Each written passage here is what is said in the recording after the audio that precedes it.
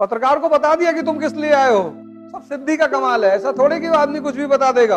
बुद्ध की मर्जी नहीं थी, उन्होंने नहीं किया। दुनिया में 2 ही गिफ्ट भगवान ने तुमको दिए हैं। 95% लोग जीवन भर सिर्फ अपने दिमाग से लड़ते हैं। तुमको इससे अच्छा गुलाम कहीं नहीं मिलेगा कि बुला के लाओ इसको, कहां रहता है, और उनको कंट्रोवर्सी पैदा करवाओ कि ये देखो औरतों के प्रति इनके विचार।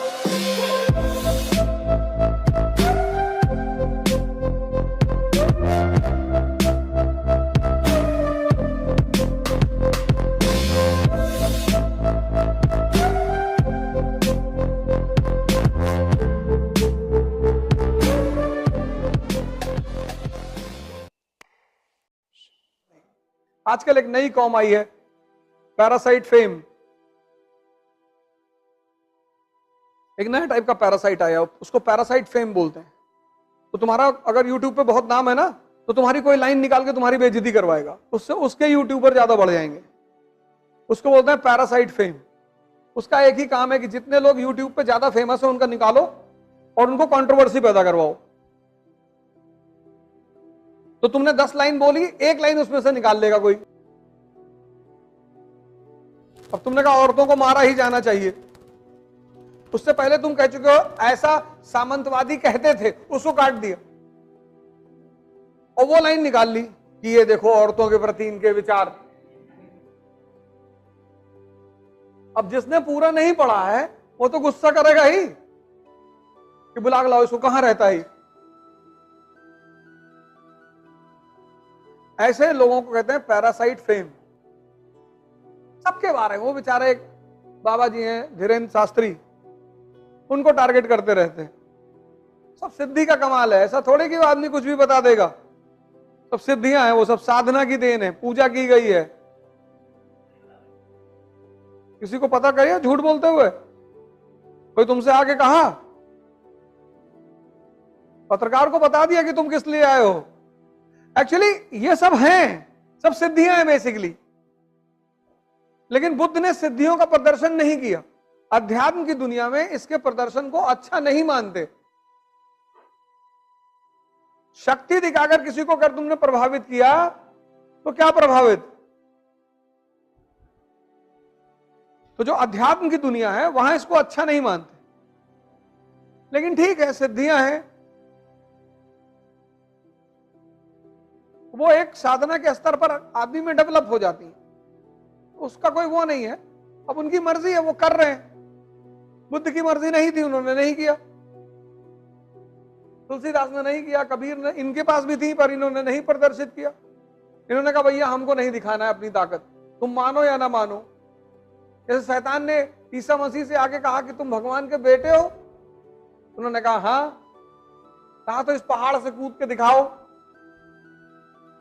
अगर तुम भगवान के बेटे हो तो नीचे भगवान खड़ा होकर तुमको बचा लेगा। तो उन्होंने कहा जाहिल, मैं अपने पिता की परीक्षा ही क्यों लूं, जब मुझे पता है कि ऊपर से कूद के आदमी मर जाता है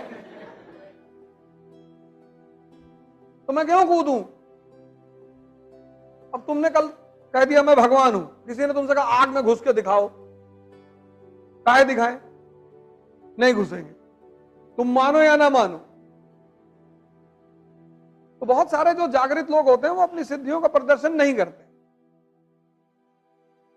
कुछ लोग कर देते हैं, बड़ा सम्मान मिलता है।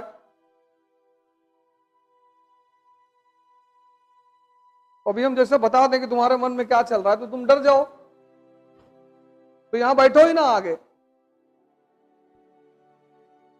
कोई बात नहीं, बैठा करो।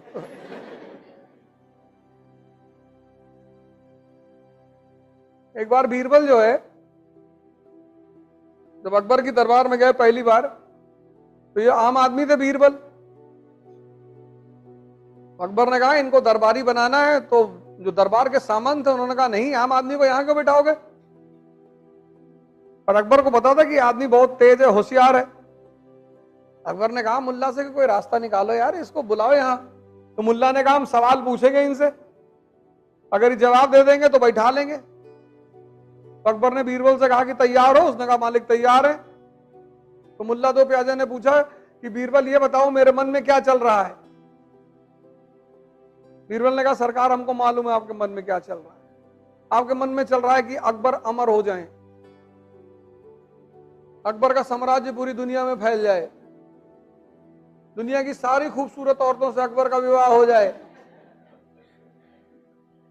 अकबर ने पलट कर देखा मुल्ला की तरफ, हाँ क्या? बोले हुजूर यही सोच रहा था।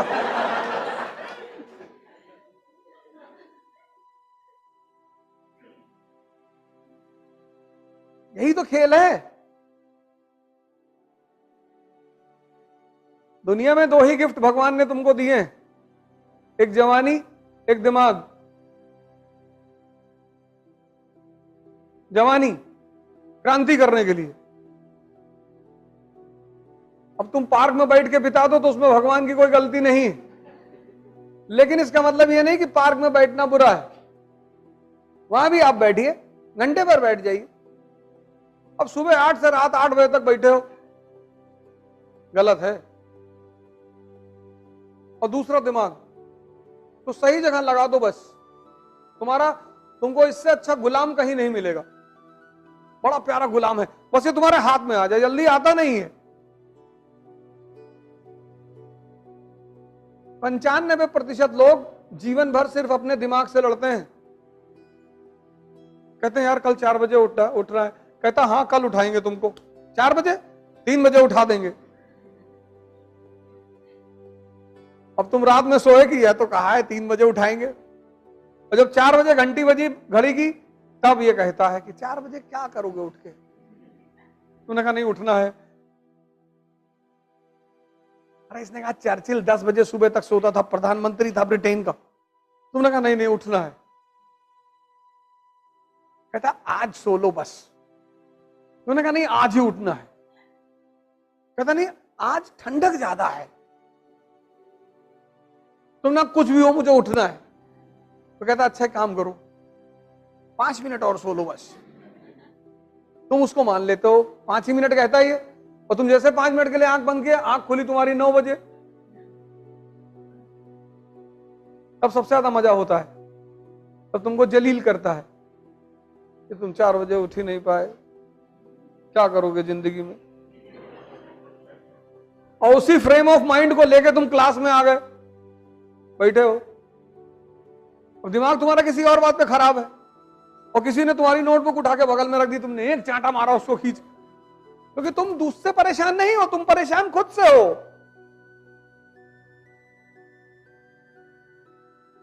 यही सब तो हो रहा है।